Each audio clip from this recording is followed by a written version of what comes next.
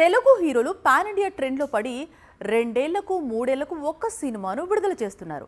దీంతో తమిళ హీరోలు ఆ లోటును తీర్చాలి అనుకుంటున్నారు. అందుకే బ్యాక్ టు బ్యాక్ మూవీస్తో పరుగులు పెడుతున్నారు. దీంతో టాలీవుడ్ టాప్ హీరోయిన్స్కు కోలీవుడ్ మేకర్స్ నుంచి పిలుపు వస్తోంది. టాలీవుడ్ టాప్ యాక్ట్రెస్ శ్రీలీల ఇటీవలే పరాశక్తి అనే చిత్రంతో తమిళ సినీ పరిశ్రమలోకి అడుగుపెట్టింది. మొదటి చిత్రం నిరుత్సాహపరిచినా అక్కడ శ్రీలీలకు మంచి అవకాశాలే వస్తున్నాయి. ఇటీవలే ధనుష్ సరసన నటించేందుకు డేట్స్ లాక్ చేసింది. త్వరలో అజిత్ నటించే న్యూ మూవీలో నటించబోతుందని ప్రచారం సాగుతోంది. కాంతా అనే చిత్రంతో కోలీవుడ్ లోకి అడుగుపెట్టింది భాగ్యశ్రీ బోర్సే. ఇప్పుడు శివకార్తికేయన్ నటిస్తున్న కొత్త చిత్రంలో నటించేందుకు రెడీ అవుతోందట.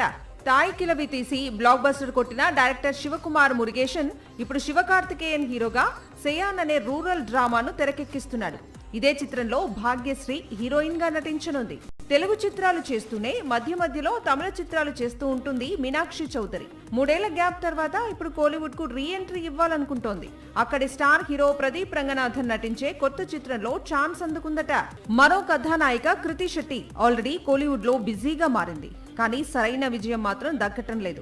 ఇటీవలే కార్తీతో ఒక చిత్రం, ప్రదీప్ రంగనాథన్ తో మరో సినిమా చేసింది. కానీ ఈ రెండు నిరుత్సాహపరిచాయి. ప్రస్తుతం జయం రవి హీరోగా నటిస్తున్న జీనీ చిత్రంపైనే ఆశలు పెట్టుకుంది కృతి. సాక్షి టీవీ ప్రసారాలను నిలిపివేయటం చట్టరీత్యా నేరం. సాక్షి టీవీ ప్రసారాల కోసం మీ స్థానిక కేబుల్ ఆపరేటర్ను వెంటనే సంప్రదించండి. DTH లో ఇంటర్నెట్ లో కూడా సాక్షి టీవీ ప్రసారాలను వీక్షించవచ్చు.